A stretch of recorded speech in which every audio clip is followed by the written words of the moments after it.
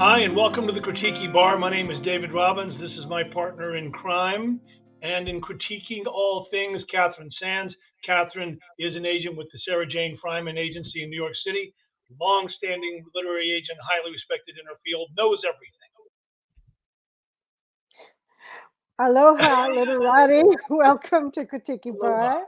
I'm thrilled to be here with my very dear friend David Robbins, who is the New York Times best-selling author of War of the Rats, and a current novel is called Isaac's Beacon. So here's how it's going to work real quick, team. Katharine and I will read aloud for you, and it'll be on the screen, first pages of several submissions of novels. Katharine, being a New York literary agent, will assess the work for its career possibilities and how sellable it is. I will answer what craft questions come up. So between the two of us, we like to think of it as a rare survey of submitted writing, craft, and career. So Ms. Katharine, my dear friend, if you're ready to go. She's hydrating. You have to hydrate here in the tropics. And let's see the first piece. Assistant City Attorney Nikki Ryan drove into the processing encampment for tonight's truck stop sting. Dallas called it a diversion initiative. Pretty words, but who knew whether this would make a difference? Then again, something in her life had to work. She stepped out of her SUV, flipped up the collar of her fleece-lined denim jacket, and plowed through the frigid winds of a blue norther. Her long black hair whipped her face. She should have braided it before leaving the house, but at this point, she had to settle for twisting it into a long rope and sticking it inside her jacket. Up ahead, a woman in jeans and a parka led an arrested sex worker from triage to the health department trailer. The city employee pulled out a folding chair for the woman. Someone will be with you soon. The church volunteers have coffee. I'll get you a cup. Soon, the health department nurse would call the waiting woman inside the trailer to examine her. She would determine her mental and physical health needs and recommend a treatment plan, not simply complete forms to limit the city's future liability. She walked past the social services trailer where another surprise awaited the woman. The social worker would listen to the woman to help structure a needs assessment, even ask the woman to dream about a future. If tonight had been a routine arrest for prostitution, no one would ask any questions of the sex workers. They'd simply be transported to jail, and the following day, a detention officer would transport 12 to 20 defendants to a courtroom without being told why. Miss Katharine, you're up. Well, let me quickly remind our viewing public that we're just seeing these for the first time, and speaking as an agent, I'm just reacting. So reacting to this, I'm thinking, I don't get much of a camera on Nikki Ryan, who I assume is going to be my protagonist throughout a novel. You'll note we might get something wrong because we're moving so quickly.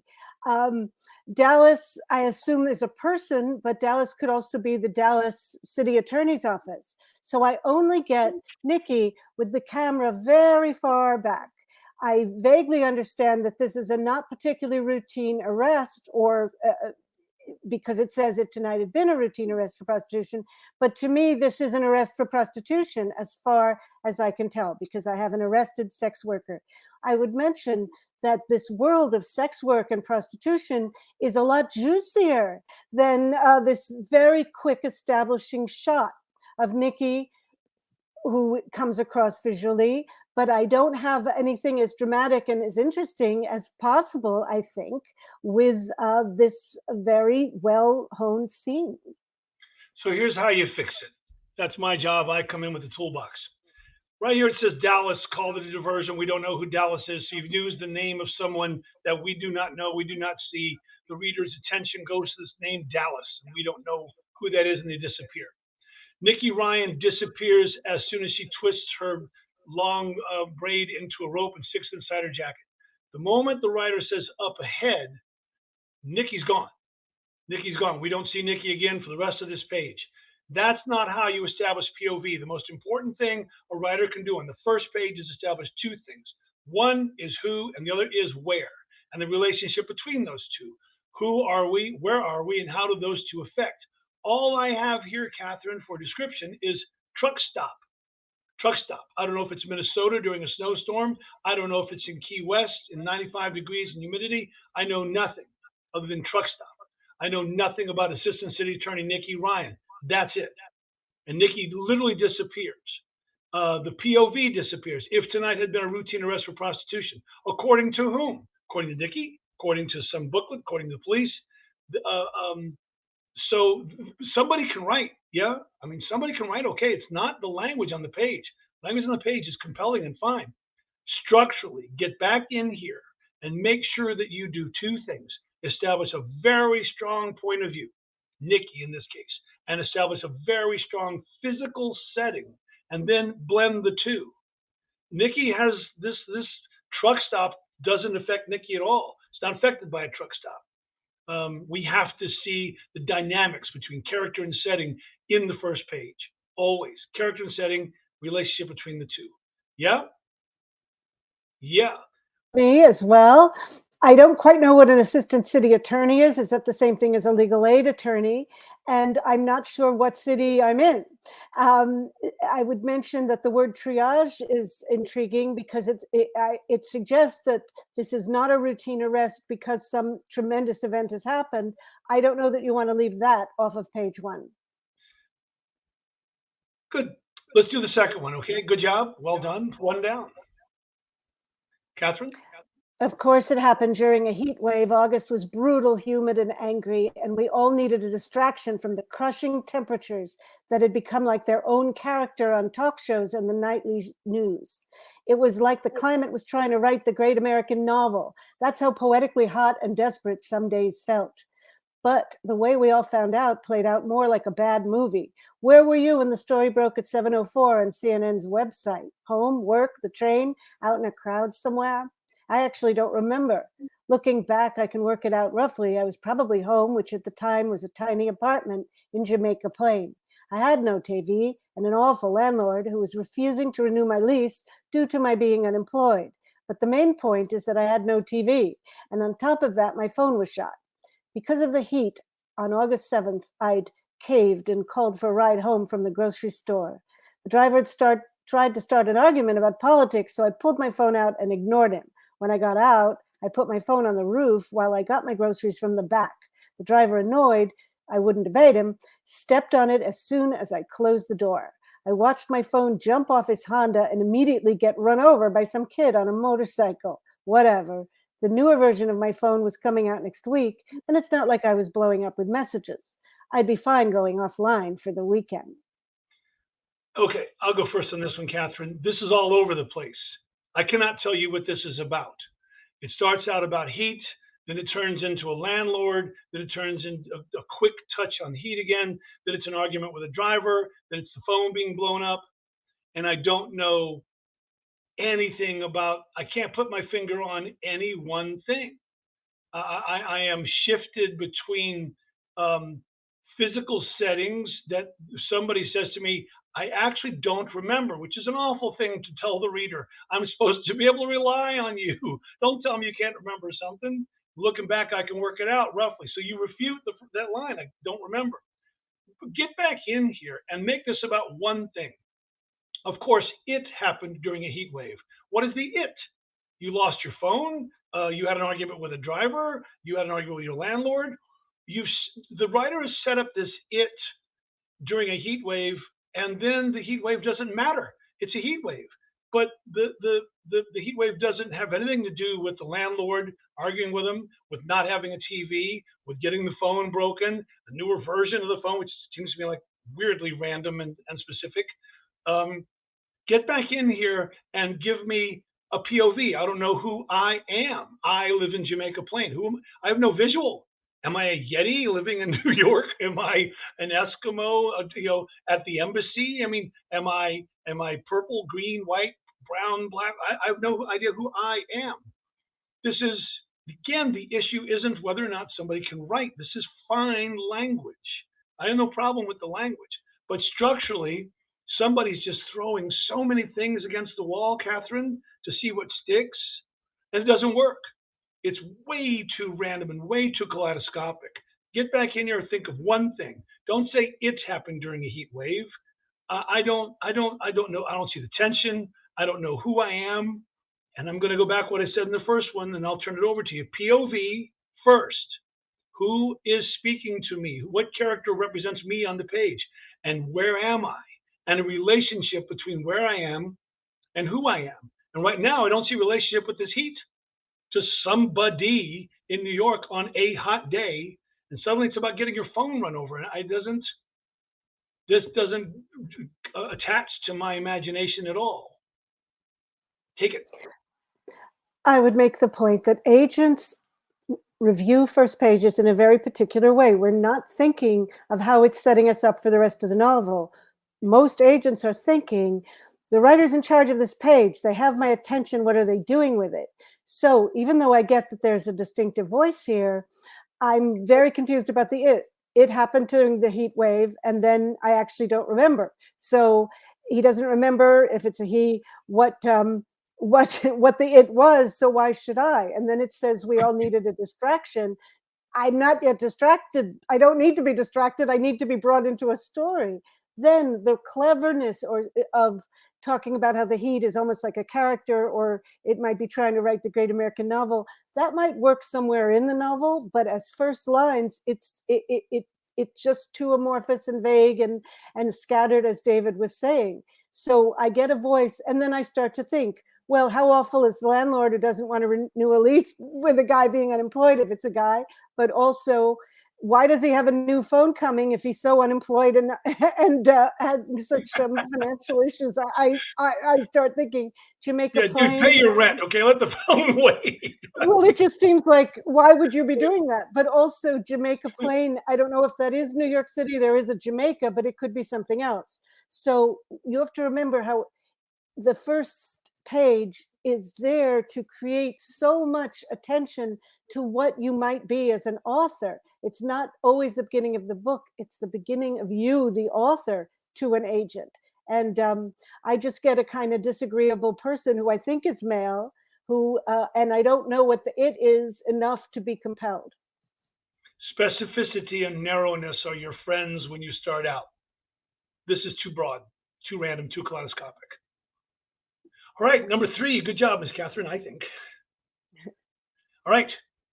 After being awoken by the noise of a buzzing alarm, a young man named Colton Roderick Dust reached for his phone while thinking, surely someone must have called while I slept. Even though it may not have been typical for him to worry about anyone calling so early in the morning, this was no ordinary day. In fact, this appeared to be the day Colton had been dreaming about since moving away from his little hometown 6 years earlier. Outside Colton's tiny studio apartment, it was a beautiful, crisp fall morning in the early hours of Tuesday, September 22nd. Throughout the neighborhood, friendly residents had begun to wake from their nightly slumber, and as a gentle breeze ruffled the old trees, thick green blades of grass glistened with soft droplets of morning dew. The tranquil sounds of hummingbirds chirping songs of praise could be heard cascading through the air as vibrant streaks of golden sunshine peered over the eastern horizon across the city of angels. Soon the massive metropolis would rumble with sounds of man-made clatter echoing well out into the Pacific for miles and miles. Yet, on this particular morning, it seemed as if something unexpected was circulating in the air, a sensation engulfing the entire area, making this day quite different from most others. Was that what that something was, however? Well, that is something no one ever truly knows. Or do they? Down along the lovely streets of Culver City, a young paper carrier strolled neighborhood sidewalks, delivering newspapers to the doorsteps of the city's precious residents. While an elderly gentleman who had wrinkles lining his face from years of laboring in the hot California sun sat perched along the top step of his apartment building walkway. Katharine. One thing I want to quickly point out is that you notice, I think, when you hear page after page after page, how they kind of run together and how you wait so much for something vital to happen, something innovating, something exciting. And that's what happens to agents. All I get here is a buzzing alarm that wakes Colton up, who may or may not have a message. I get all this foreshadowing about how this is not an ordinary day. and there's a kind of philosophical quality that it's making this day, that this day is different from others. No one ever truly knows, or do they? I don't have anything to be a foothold here. I know I'm in City of Angels. I know I'm in Culver City, but I have a laborer, a paper carrier, and some guy named Colton, and nothing yet that can pull me into a story, despite some rather lovely writing that creates a loveliness of a morning in the City of Angels. There's no POV here. Does Colton think of himself as Colton Roderick Dust? Does he think while he's in his apartment, can he see it's a beautiful crisp fall morning in the early hours of Tuesday? Is he aware of the paper boy? Is he aware of the friendly residents? Is he aware of the old man with years laboring in the hot sun? How in the world does one guy waking up know about the tranquil sounds of hummingbirds chirping songs of praise, cascading through the air as vibrant streaks of golden sunshine peer through the eastern horizon across the City of Angels when he just woke up? Y'all need to understand what a POV is. A POV is the character on the page who tells us the story. That POV cannot be omniscient. He cannot know about the young paper carrier or the old guy with the lines in his face and why those lines got there from laboring. Colton Roderick Dust does not think of himself as Colton Roderick Dust. He thinks of himself as Colton. And all he does, Katharine, just like the other two scenes that we just read, all he does is wake up. In terms of action, in terms of dynamic relationship with the setting, I got a guy who wakes up to hummingbirds and golden sunshine, and that's it. Somebody decided that a dude waking up was the most exciting thing they could put on their first page. And I'm telling you, people, two things, I'll say it again: strong sense of POV and strong sense of setting, and engage the two. They must be dynamically related. Waking up is not dynamic. Waking up doesn't tell me anything about Colton Roderick Dust, except that he's awake. There's no threat, and you can't tell me that the air was different today and something might happen. He doesn't know that until he pulled back the sheets and gone out into that world. So this is like the other two scenes.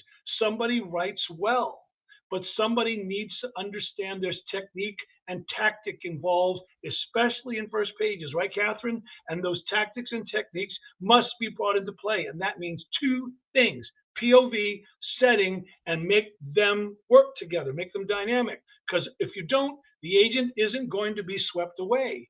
All this dude does is wake up. Let me mention, I did think the writing, the writing about LA was quite lovely, but it's not matched up to anything else on the page, which has, as I said, this foreshadowing quality. So many times it's mentioned, this peculiar morning, something unexpected. To me, that has a kind of lazy quality to make sure the reader is being set up for something when it could be more inherent and we could see something much more interactive. And before we're even versed in a world or interested in Colton, it's very hard to have a sense of something's in the air. And also be careful, gang, about first-person voices creeping into your third-person narratives. What that something was, however, comma, well, comma, who's saying well? You can't have a first-person narrative voice in third-person language. You can't say what that something was, however, well. That's a first-person technique. This is third-person narrative. So, yeah, somebody puts nice words on the page, but structurally, Katharine, this still has to have a riveting POV that we can focus on in a dynamic, riveting setting that we're going to lean into because there's stakes, risk, dynamics. Things are unbalanced. Dude waking up ain't balanced. It's not imbalanced. Right. Number 4, please. Some of those they loved, my clients killed with bloody butcher knives clenched in their fists after they had cleaved open faithless throats, ear to ear, or plunged into inconstant hearts. But because knives must seem to some of them too much of a Latin custom, some of those they loved they killed in the more American tradition of Colt or Smith & Wesson, where they blasted whiskey-sodden brains into conjugal pillows or basted down Thanksgiving walls. Some of those they killed by swinging the blunt head of your common carpenter's hammer they might have found hanging on the wall of their Elm Street garage. Or if their displeasure was particularly acute, digging its twin claws into skull and gray cerebrum the way you and I would fork into boiled lobster. Some of those they loved, they killed by immersing them in overflowing bathtubs, the better to drown out their bubbling dissent, and by all means not disturb the neighbors downstairs engaged in their own resolution of domestic disputes. Some of those they loved, they killed by first drenching them in gasoline, thereby giving new meaning to Elvis's claim he was just a hunk of burning love.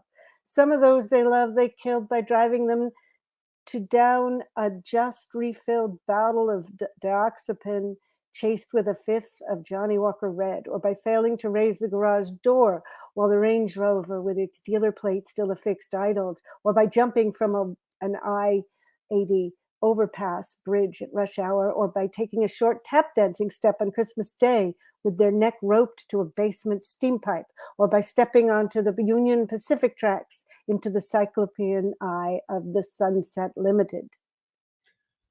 All right. Gosh, folks, I'd love to love something. I would. I hate to be that guy. But again, I have no POV, Katharine. All I have is some of those they loved, my clients. That's it. That's the extent of my ability to join this page, is I have to read this litany of ways to die and ways to kill, all of them Machiavellian and somewhat wicked, and I don't know who's telling me this. I have no ability to empathize or be on the page or enter this world, because I don't know when this world is, where this world is. I have not a clue what coast this takes on, what century this is in, who's telling me. This is all off-camera stuff. There's nothing immediate. And again, somebody knows how to make a sentence, right? Somebody knows how to craft a sentence. This is fun stuff. But structurally, you don't have a choice to start a story without telling the reader, here's your car for this ride. This is a roller coaster, yeah? And here's the car you're going to get in. And here's the landscape of the roller coaster ride. This is who you are, and this is the world you will inhabit. There's no world here, and there's no car for the roller coaster. So I end up beside this writing, Katharine, looking at it. I'm not in this world, I'm looking at this world, and that makes me passive. And writing is not supposed to be, especially fiction, is not supposed to be putting the reader in a passive position. We do everything we can to make the reader active, to have the reader share the dynamics of movement and insight and heartfelt emotion and memory, right? And the experiential existential threat of death always, or danger or risk or threat or loss, something. All I got is my clients. So take this language, whoever you are, take this language and give it to somebody. Give it to somebody. Then make us know them, make us like them, make us understand who they are. Then when I read this, I'm like, whoa, somebody's involved in some wicked stuff. But this feels too observational, too fixed, too much in amber for me to feel. And shame, because whoever wrote this really tried hard and really dug deep for some cool, wicked ideas. Structurally, though, this is kind of dead on arrival.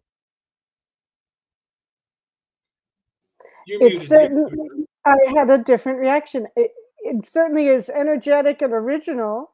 I think clients means that I've got a defense attorney here specializing in lurid crimes. That's what I think I've got. But I would say it might be stronger, and it's never for me to tell a writer what to think or what to write, if there were only 2 or 3 of these. Because once we get through the relentless list of murderous, horrible ways to die or to murder someone you love, it almost weakens it.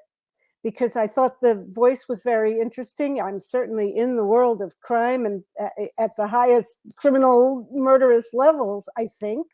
But I think it takes away to keep going Whereas it's very shocking to see 2 or even 3, and then immediately to go exactly to what David's talking about, point of view. I don't know who this character is or what they're involved with, and that's the first thing we want from page 1. Yeah, and I don't understand too much of a Latin custom, so they killed in the more American tradition of Colt or Smith or Wesson. Colt or Smith or Wesson are references to the Wild West, yet Doxepin is a reference to today, and Elvis is a reference to the middle 20th century.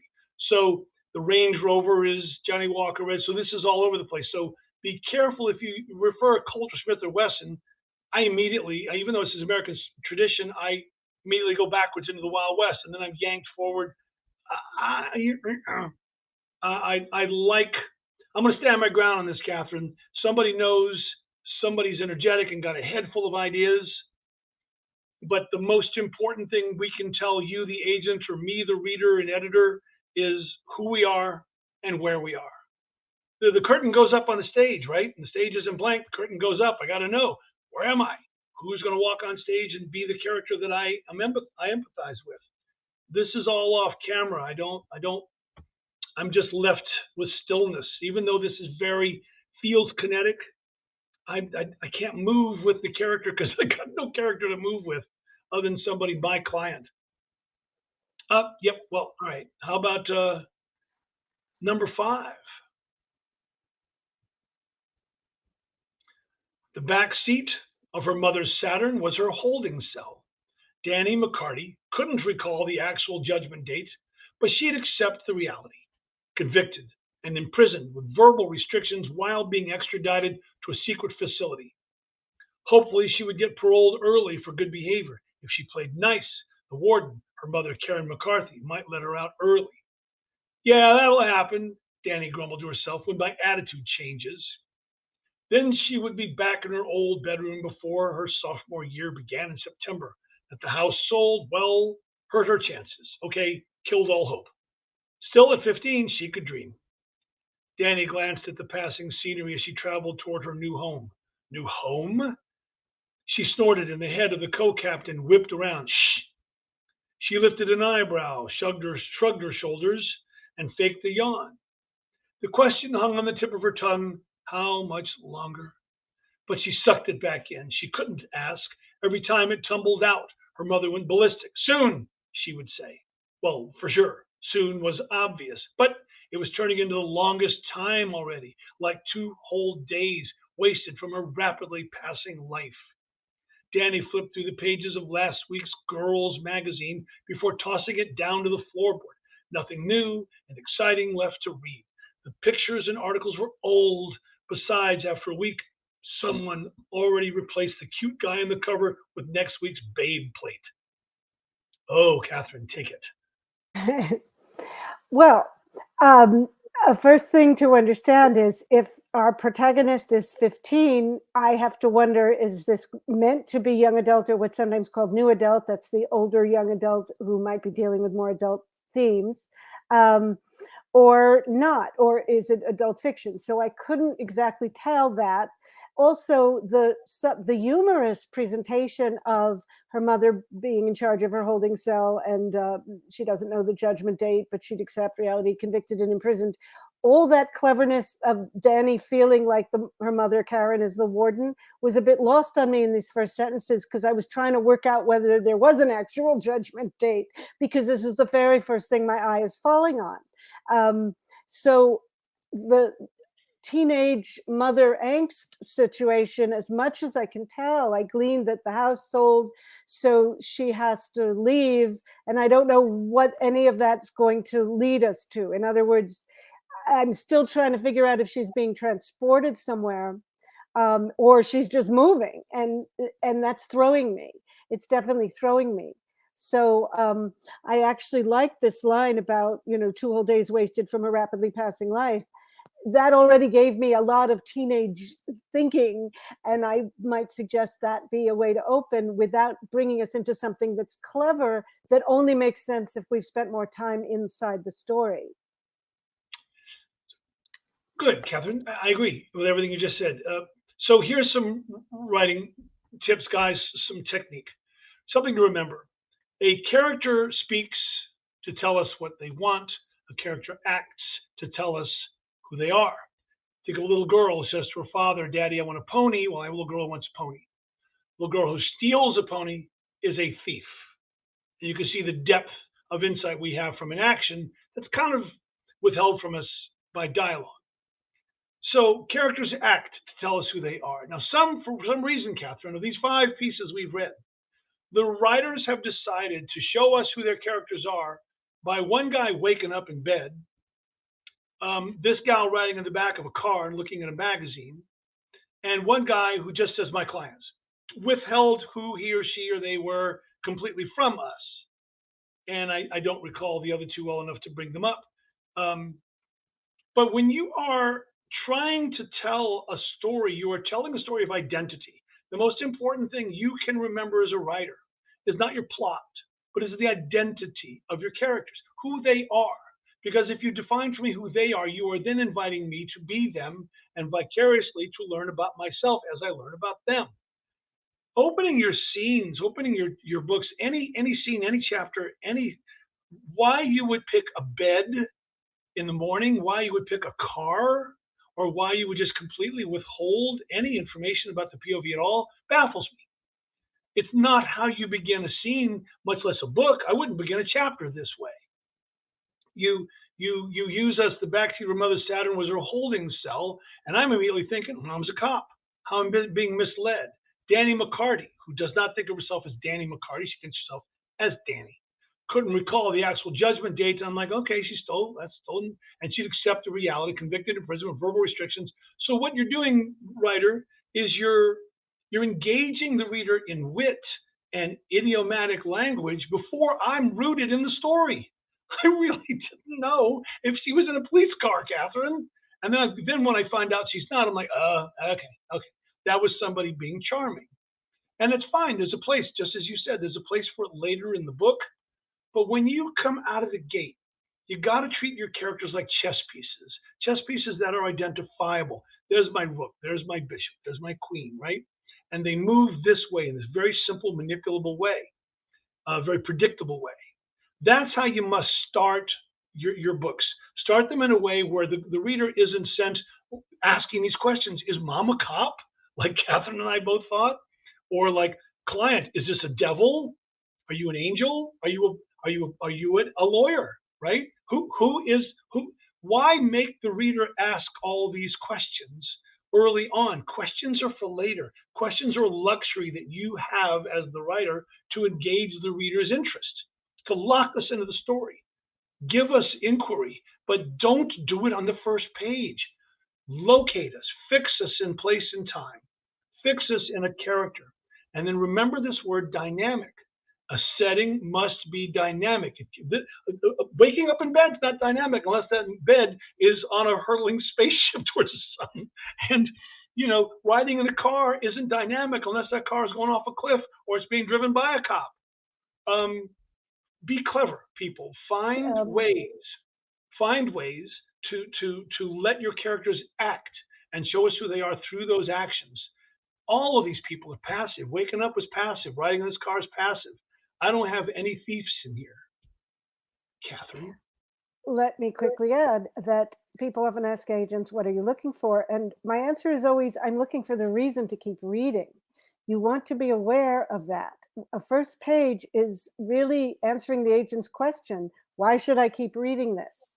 So it's vital to engage us with what I call a portal that really sucks us into something, usually a situation or a moment, not a weather report, not any kind of commentary, not something that makes sense later, and not something that foreshadows and tells us what we're supposed to be thinking about what's coming later that hasn't yet come.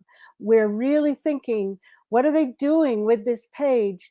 I sometimes tell writers to send me scenes, not chapters, when I'm going to first look at their work, because to me, these are coming attractions. The way you might look at a movie trailer on Netflix to see which movie to pick.